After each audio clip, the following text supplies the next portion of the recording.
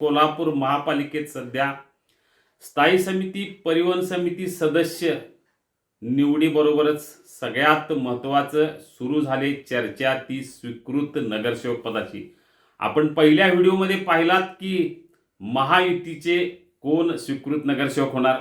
आता या दुसऱ्या व्हिडिओत पाहूया महाविकास आघाडीचे काँग्रेस आणि शिवसेना उबाटा गटाचे स्वीकृत नगरसेवक कोण होणार.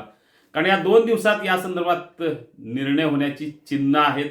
सध्या आमदार सतेज पाटील हे कोल्हापुरात नाही, ते दिल्लीत आहेत. ते आल्यानंतर काहींशी चर्चा करतील आणि शनिवारी किंवा रविवारी या नावावर शिक्कामोर्तब होण्याची शक्यता जास्त आहे.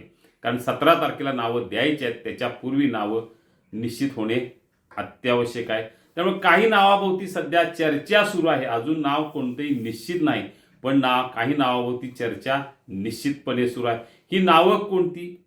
ही नावं ठरवताना एक 2-3 त्याला निकष आहेत.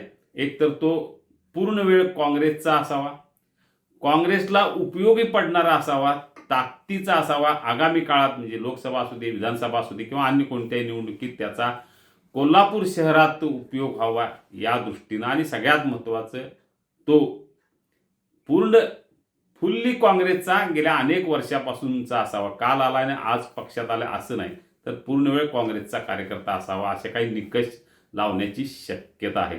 यामध्ये आता काही नावं चर्चेत आहेत. त्यामध्ये सगळ्यात महत्त्वाचं नाव आहे राजू साबळे, जे माजी नगरसेवक आहेत, आमदार सतेज पाटील गटाचे कट्टर समर्थक आहेत. त्यानंतर दिग्विजय मगदूम किंवा सुयोग मगदूम या दोघांपैकी एकाला संधी मिळण्याची शक्यता आहे, जे माजी महापौर दिलीप मगदूम यांचे चिरंजीव आहेत. याशिवाय अमर बागी जे उद्योजक आहेत, हॉटेल व्यावसायिक आहेत, गेल्या अनेक वर्षापासून पडद्यामागची सूत्र अतिशय व्यवस्थित जे सूत्रधार म्हणून जे कामगिरी करत आहेत, ते अमर बागी यांचं एक नाव चर्चेत आहे. सुनील मोदी जे शिवसेनेचे शहर प्रमुख आहेत, त्यांनी राजीनामा दिला, पण गेल्या अनेक वर्षापासून आमदार सतेज पाटील यांच्या पडद्यामागची जे सूत्र आहेत